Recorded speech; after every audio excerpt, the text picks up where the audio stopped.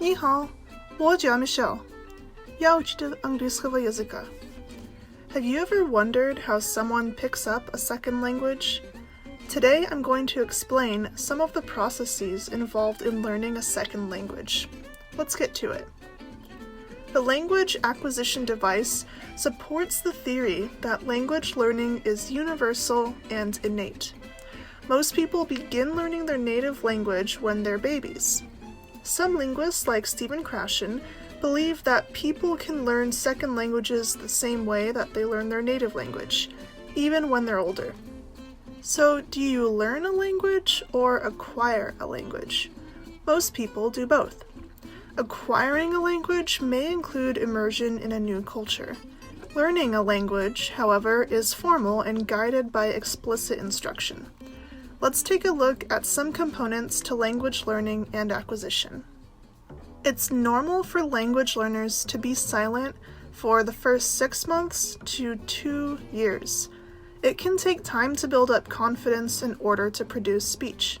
Unfortunately, there are also barriers that may prolong the silent period. Affective filters are emotions that inhibit a student's ability to remember what they've learned. Factors such as stress, self-esteem, and anxiety are affective filters that may block out some of the language learning or acquisition that would otherwise occur. Another factor in language learning and acquisition is input comprehension. We can represent comprehensible input with the letter I. When the learner understands 100% of the input, learning and acquisition does not progress. When new information is introduced, we see that learning and acquisition continues because the learner is receiving just the right amount of input that makes learning possible. Just be careful. Having more than 10% of the input being incomprehensible may be overwhelming and too difficult for the learner. One thing to keep in mind is that learners of any language have a natural order of learning and acquiring the target language. Sometimes it can seem that they have forgotten or didn't learn simple grammar rules, but really they are following a natural process of learning the language.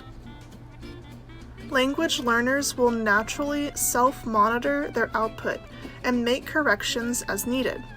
Some learners over-monitor themselves, which may present as stifled speech because they are focusing on accuracy. On the flip side, some learners under-monitor themselves and confidently talk as much as they can, usually making several mistakes. Language learners should aim for a balance between accuracy and fluency. We can't leave family out of the picture. Language learners are more successful in their second language when they are proficient and literate in their first language. This is why it is so important to encourage language learners to continue using their native tongue at home. A good teacher might even take the extra step of asking their students to teach them some words in their native language. After 3 to 5 years, a language learner can expect to become fluent in their second language. Basic interpersonal communication skills are necessary to start, but learners can also develop their academic language, which may take an additional 2 to 4 years. And there we have it. These are some of the main processes that occur when learning a second language. Are you bilingual, learning a new language, or a language teacher? I'd love to hear about your experiences. Leave a comment and let's get in touch. Bye now.